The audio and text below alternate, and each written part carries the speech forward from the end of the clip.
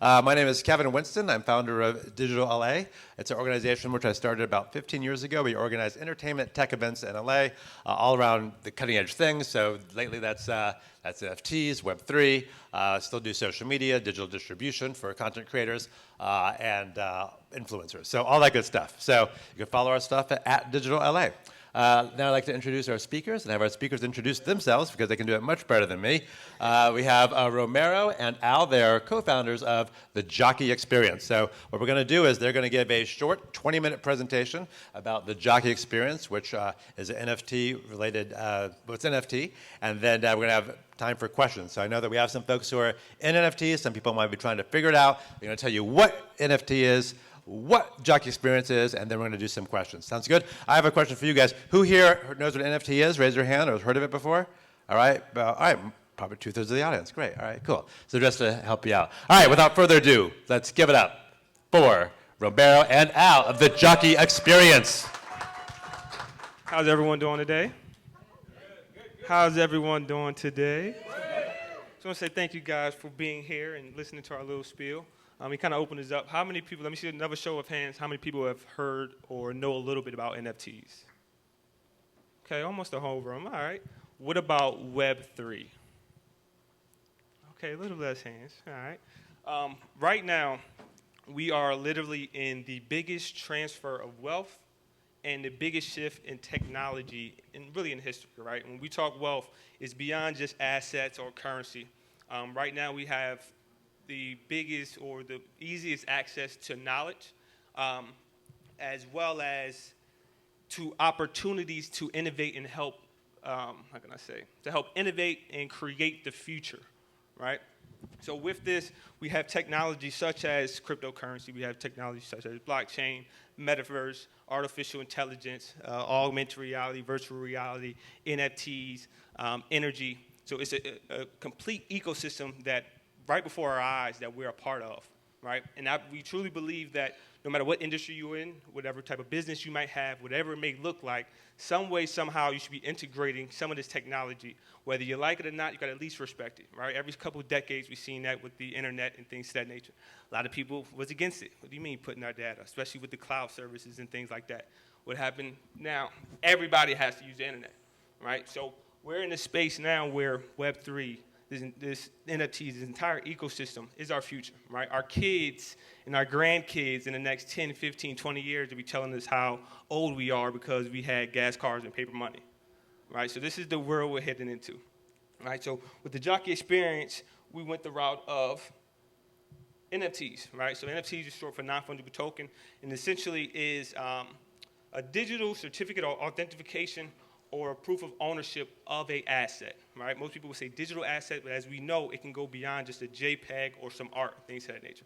Right now, we're seeing an influx of people really using NFTs for real-world value, right? Such as tokenizing property, right? We just seen a big sale in Florida where somebody sold a deed to their house as an NFT, right? We're seeing now where more people are using NFTs as tickets, right? So things like the Super Bowl, right? So now, I mean, everything we're doing now is digital.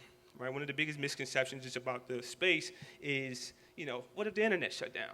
Oh, this is a scam. This is things to that nature, right? But currency, when you go put your money in the bank, you don't have that cash. You just transferring when you're Zelling and things to that nature. So everything is digital as we look, anyway, to begin with, right? So when we talk NFTs, these transaction and its ownership is essentially certified on the blockchain, right? Which essentially cuts out the middleman. It cuts out your bank. It cuts out your lawyers and things to that nature. It cuts out the intermediaries, right? It allows us to be able to take control back and engage peer-to-peer, right? Most people think NFTs are just these monkey pictures or just these art or just these JPEGs, whatever it may be, right? Which is the quickest on-ramp just to anything, because as humans, we love our collectibles, right? That's why Pokemon cards sell for millions of dollars and people buy $50,000 Jordans, right? So this has been a major on-ramp within NFTs is the art, but the underlying value in NFTs is the technology, the smart contracts, right? So just like cryptocurrency allows us to be able to exchange currency peer-to-peer, smart contracts allows us to create and execute and validate agreements peer-to-peer, right? So For instance, you have this artwork, you put it up on the blockchain, I buy it, I obtain ownership right away, you obtain the funds. We don't have to wait for PayPal, we don't have to go through the bank and wait and get hit with wire fees, the whole 9 yards, right? So more than just art, NFTs is the technology that we're all going to have to adopt, right? When our driver license becomes NFTs, when all the tickets becomes NFTs and things of this nature, right? So for the Jockey Experience, we decided to go the route of NFTs. So now, people may ask, right, what is the Jockey Experience? The Jockey Experience is a collection of 5,000 PFPs, right? What we're trying to bring to this space is new, fresh, and innovative. The Jockey Experience can really be looked at as a whole ecosystem, right? We're a community, we're bringing people together, educating people about the sport of horse racing. I also didn't get to introduce myself. I'm actually a real-world jockey. Tomorrow at Gulfstream Park in Florida, I'm named on 7 horses to ride 7 races tomorrow. And the Jockey Experience is driven by 7 key components. Sorry, it's clicking. Clicking problem. All right. Perfect. Look, there we go. All right, so the 7 key components that we're driven by is naturally being a bridge, education, bringing true IRL utility, right? We hear that word utility a lot, especially within the space. Community, charity, our lore, which is also another word for storyline, and longevity, something we don't see a lot of projects being built on in the space, right? So just diving a little bit deeper into the 7 key components. So now one of our first keys is to bridge, right? We're going to be bridging the multi-billion-dollar sport of horse racing into Web3, right? So right now we'll be able to utilize the technology of NFTs, and how? Well, with our NFT, when you have proof of ownership, we will be able to bring you out to different events and stuff like that. But also we're bridging 2 completely different worlds together, right? People in horse racing, they don't know too much about Web3, and people in Web3, they might know of horse racing or maybe even have a bad stigma of horse racing. But the utilization of NFTs will help us bridge both worlds together. And in this picture up here is actually a real picture of me winning a race about a month ago. So we're bridging that. Wait, which one is you? Go point it out. This one is me right here. Her name's All right, and the blue? Conundrum Queen. All right, cool. Yeah, and what this is allows when we talk about being a bridge, we see so many projects, a lot of derivatives. Everybody's dropping an 8 project, these things. And it allows us to, one, horse racing is a sport that everyone knows of. It's been around for centuries, right? It allows us to build a project on, when we talk to IRL utility, on a real sport, right? Our co-founder is an actual jockey. But it allows us to be able to bring, once again, bring something to the space that is true, but also being able to bring new investors into the NFT space. Right now, I believe they say less than 5% of the world is into cryptocurrency, right, or own some crypto. So imagine what percent of that actually have NFTs and know about it. Very few, right? So a lot of things that we've seen in the space, especially in this bear market, is that a lot of projects only tailor towards the Web3 space, right? So with us, we're looking to, once again, be in that bridge and tap into, like we mentioned, hundreds of billions of dollars are waged per year in horse racing. Imagine being able to tap into that and say, hey, instead of betting this exacta, once you buy this NFT, you get utility, you get access to a bunch of different things, right? Nobody buys one NFT and just say, oh, I'm gonna stop there. Once you get in it, once you learn the technology, it's like a rabbit hole. You just continue to go, right? So not only for our project, we'll be looking to also bring in new investors and a flow of investment within the space as well. So one of my favorite keys is about educating, right? And debunking a whole bunch of misconceptions on both sides of the spectrum, right? So like I stated earlier, right? Web3 and horse racing are completely 2 different worlds. People in horse racing, they don't know about Web3. People in Web3, they don't know about horse racing, right? But they do have one significant common denominator, and it is the bad stigma in the media, right? You can hear about Web3 where an NFT project may be a rug or maybe a scam. But really, if you do your own research and you dive a little bit deeper into the project and the right education is done, you can actually pick a project out and see that it could be a scam or a rug. And it's the same thing with horse racing, right? Horse racing for me is the greatest sport. I eat, sleep, and breathe horse racing. But there is a bad stigma where people would say, oh, as a jockey, you abuse the horses because of the use of the crop. And I completely debunk that when they say that, because the crops that we use today is basically the same material as a pool noodle, so they don't hurt the horses. And the riding crop is actually an essential tool for a rider like me to ensure that I'm safe, especially when we're riding young horses, as they tend to do anything. You know, people can say that it's like driving a car. But a car doesn't have a mind of its own. This is why we need the riding crop to make sure that we're able to control these horses. So that's one of the biggest things for us is to educate. And I'm that bridge to educate people and on-ramp people into the sport of horse racing and into the Web3 ecosystem as well. And once again, like we talked about earlier, when we talk of wealth, I believe knowledge is one of the most important currencies besides time, right? Just the obtaining of the knowledge is very important, right? So as humans, we have a thing to not take accountability when we don't know something. First thing we do is jump to whatever conclusion our mind can fathom rather than saying, hey, I might not understand this, but let me figure it out, right? And we see that a lot, especially within NFTs, especially within Web3. So one of our biggest premise is to educate. Some of the ways we're doing this is naturally having super engaging social media posts, especially showing a lot of the back end that you don't normally see within horse racing.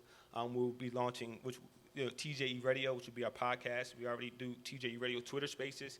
Every 2 weeks, we bring new guests on within horse racing, within Web3, and kind of just educate, as well as what I'm super excited about is the TJE Academy, which within Web3 as well as horse racing, we'll be actually launching kind of like an online school and some classes and things to that nature, right? So these are things that's on our roadmap that once you buy buy the NFT, our membership-like investment, as we like to say, you'll have access to these things, down the line.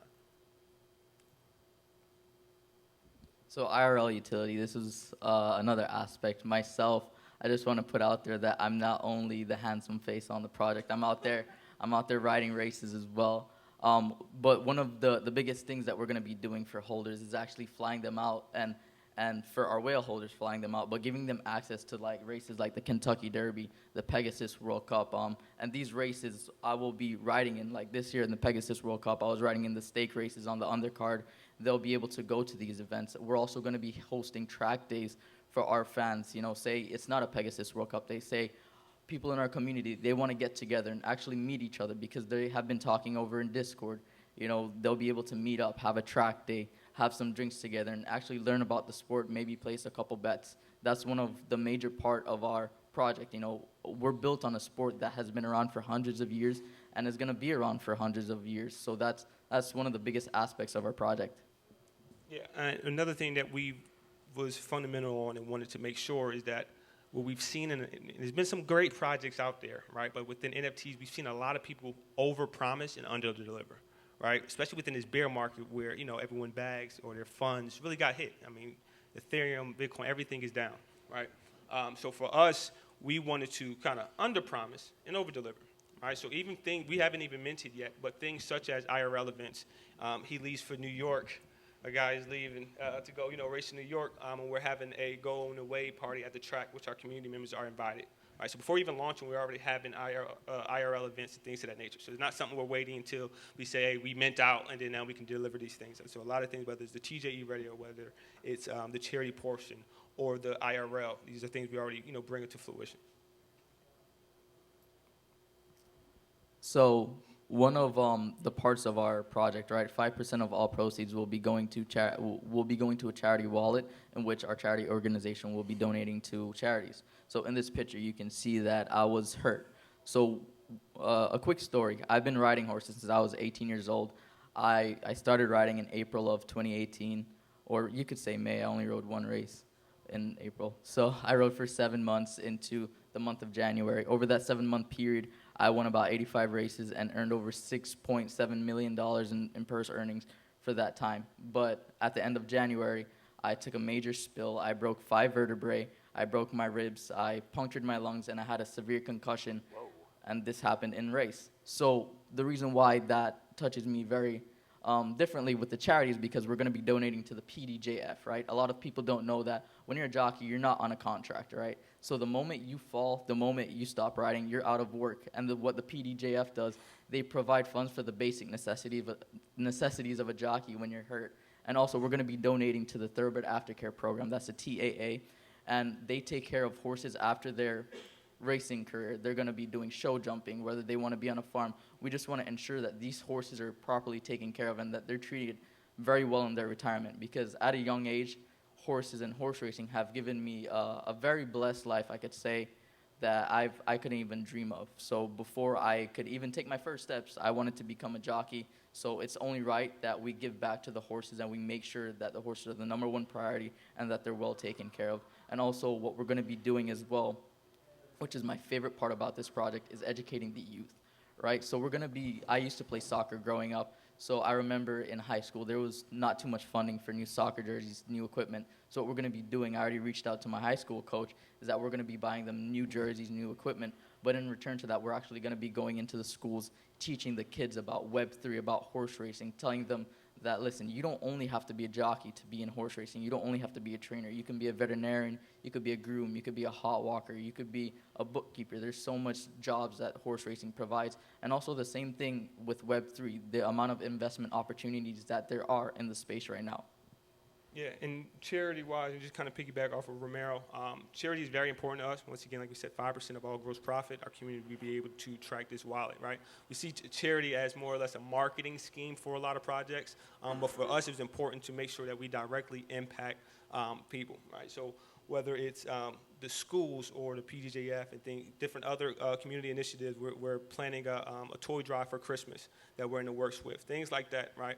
So our community will actually, through our community dial once we launch, be able to also vote on where certain monies from the community wallet goes, right? And for us, it's important that naturally, because we look at our community as family, but also investors, right? So a lot of things naturally will be communicating with our community, but even within the charity portion, everything doesn't need to be all over social media and things of that nature, right? So for us, we're really honing in on how we set up the charity portion to go beyond just a marketing tactic or to say, hey, this is what I'm doing.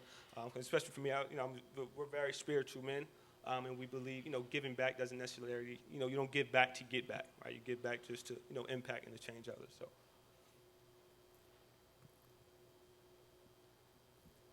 So one of the things that is very key to our project is making sure that we're building a community. Right now, between Web 2 and Web 3 as well. Right now, our Discord is very active as we have the TJE coin, as you can see in the picture, where people in the community, they check in, they do the work command. We have a blackjack bot in there. We have a roulette bot. You can purchase maybe some ETH and actually Oculus if you grind your way out, check in every day. But our main thing is actually building a community in which people feel attached to. They feel like they can come, they can talk about whatever they want and also gain something from it as well. One of our partnerships that we have up there, which is just confirmed, is Rude Boy Liquors, right? So they're a coconut rum. They have 4 different flavors. You can find them, I'm sure, in Florida in ABC Liquors and Total Wines. You can find them. They're going to be sponsoring all of our in real life events. So that's one of our partnerships, and we're planning to do much more partnerships with Web 2 companies as well.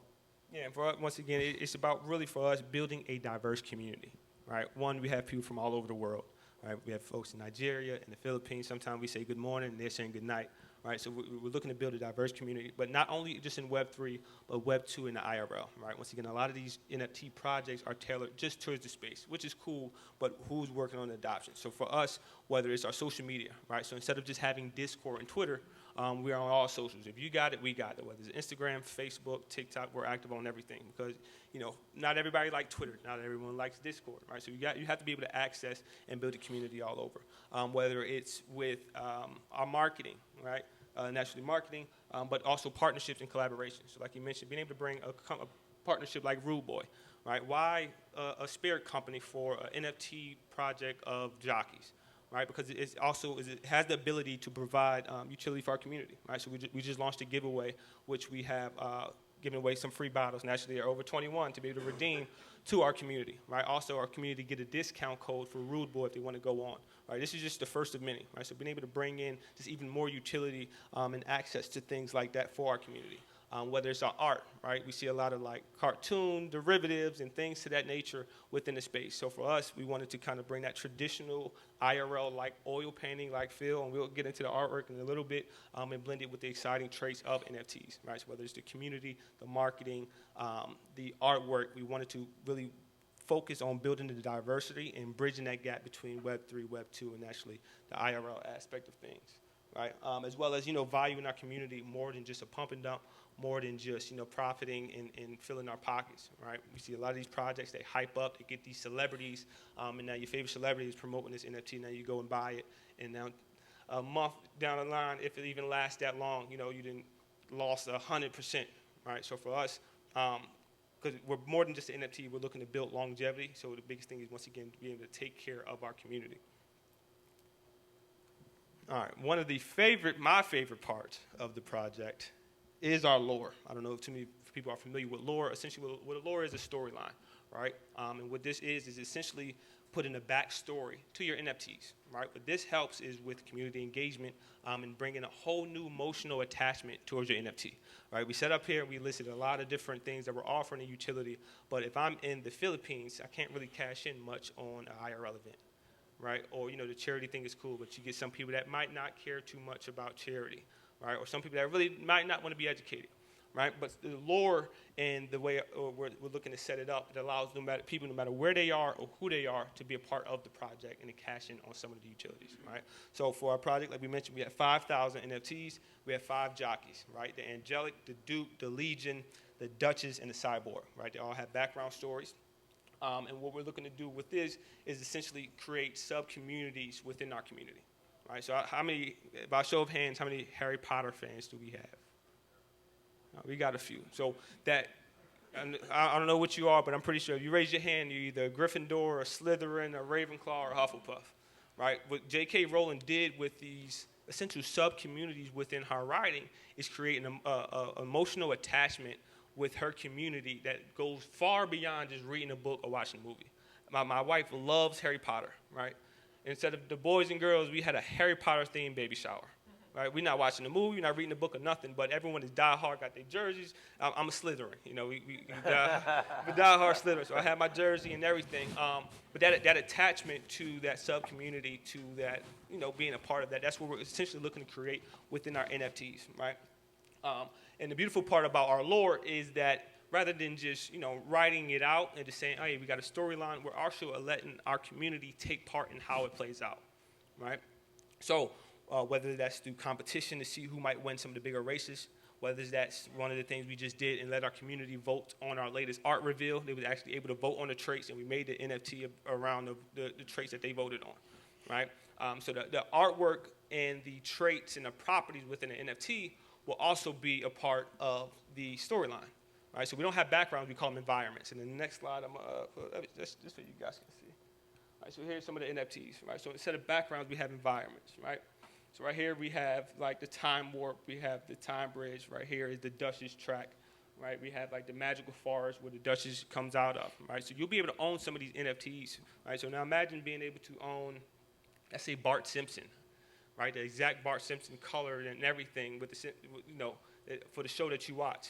That's a whole nother level of value, whether the properties and traits are rare or not, right? So it just adds a whole nother element for our community to be able to be attached to the NFT, right? And what we think with the lore, with this, it allows us to branch into other industries besides Web3, whether it's comic books, whether it's animations, whether it's movies. There's so much that as long as we execute and do things with proper due diligence, the sky's the limit.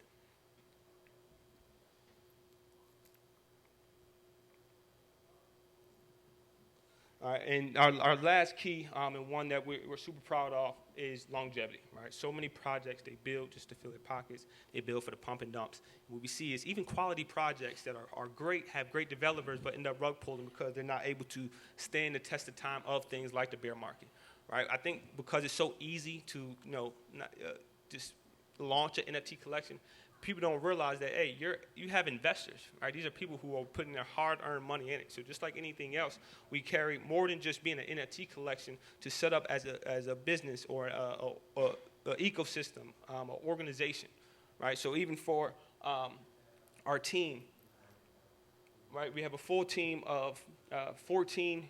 Natalie right here is one of our lovely advisors. She's with Lexi.com. We're fully docs, right? So we're not hiding behind PFPs or nothing to that nature, right? In the Web 2 and Web 3, you don't go into a personal website and see, a cartoon character in front of their face and their name, right? So for us, it's very important that for our community to know who exactly we are.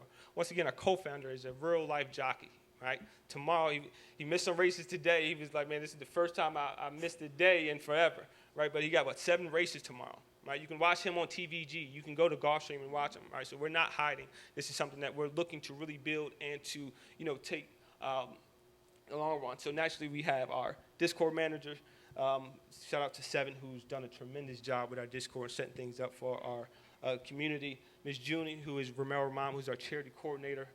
Just shouting out a couple of the team. Then we have Jazz, who does our beautiful arts, does our website, our graphics, and everything. We have a great, well-rounded team. Like I said, we sat up here and we spoke about a lot, right? If it was just us two, you'd be like, there's no way you guys would be able to handle that with just you two, right? So we have a full team that are dedicated to the longevity aspect and executing our roadmap and making sure, on a daily basis, we stay on them. We have tons of meetings, but they continue to push forward and give us, all their times and effort.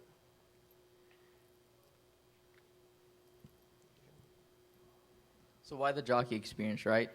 We just want to put that in there. What makes us different is that first thing, our team is fully doxed, but we're not just going for art. We're going for true IRL utility, and we want to make sure that when people invest into our NFTs, they're feeling that they're a part of something and that they're gaining something when they own an NFT, that they're gaining the education, that they'll be able to come out to the events. But that's one thing that I like about our lore is that if they're not able to come out to the events, like we have people in Nigeria and the Philippines, is that they can be a part of the lore. They can help write out the storyline and build on the World Derby, which is one of my favorite parts of it.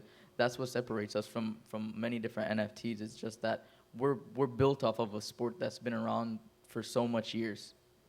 Yeah, we're just excited to, be able to deliver something with true value, something that can be essentially a family heirloom, we presume, right? Who builds like that to say, let's build something that people can possibly pass off to their kids, right? We have a thing that we say, what's your 500-year plan?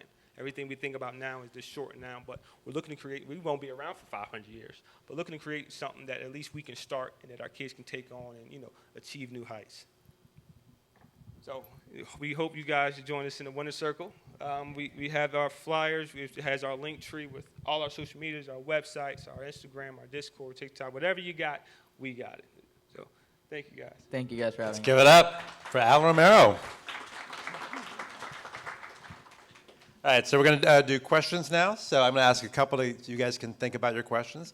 I'll ask a couple to get started. So great presentation, looks super awesome. I've been to Santa Anita Park, and I've been to Del Mar opening day races in San Diego. That's my Jockey Experience. I'm super jazzed up. If I get an NFT, when are they available, and what are the events over the next year? And can I get like the Duke or a Cyborg? So when we drop our collection, they're going to be we're going to be minting at the end of Q4. Right now, the mint price is TBA just because we have to play it by ear with the market right now with ETH fluctuating. But we'll have that price at least a month before mint. And another thing is that within the next year, we're already actually planning our first charity event, which is going to be 1 month after we launch. And one thing that we can say to our holders is that when there's a premium race coming around, like right after we launch, we're looking at the Pegasus, then followed by that is the Florida Derby, the Kentucky Derby. Our holders will have the chance to RSVP for these races. You don't have to own a certain amount of NFTs. It's pretty much like the first 10, 20, 30, 40, 50 people that RSVPs can gain access to these races. And not only that. Like instead of having to pay for a ticket for the Kentucky Derby, I would use my NFT somehow to register for that? Yes. Yeah, you essentially have a chance to. So I would say that if you own an NFT, all you have to do is get in touch with us, RSVP via Discord or whichever way that we may decide, and then you'll be able to gain your ticket or access like that. And one of the main things that I love about the project is if I'm riding in these races, I can give our community like tours, behind the scenes type of thing, which is what I really love, that I can give outside people, because right now in horse racing, the main thing is really bridging the people outside of horse racing into horse racing, because I got into horse racing because my whole family's in horse racing. I was bred to be a jockey. I'm 5'4", and I'm probably one of the tallest jockeys. So if you're not really born into the sport, there's no other way for people to get into the sport. So that's what we want to do. We want to be that bridge to make people want to get into horse racing, not just because they have family, just because people love the sport.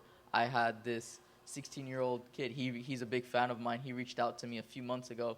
He said, hey, man, I've reached out to a couple other people in the sport. They haven't hit me back. He DM'd me on Instagram, and I said, okay, this is what you have to do.